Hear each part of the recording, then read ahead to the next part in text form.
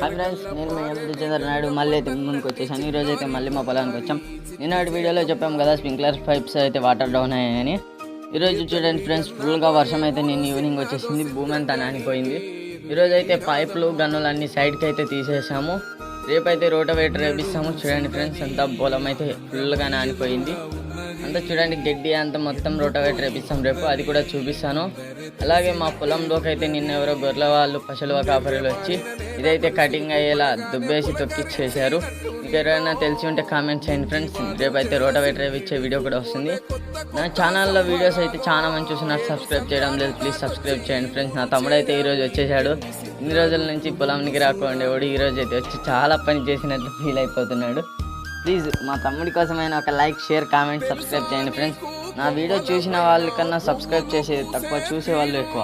Please subscribe, like, share, comment చేయండి friends. రేపు rotavator వీడియోతో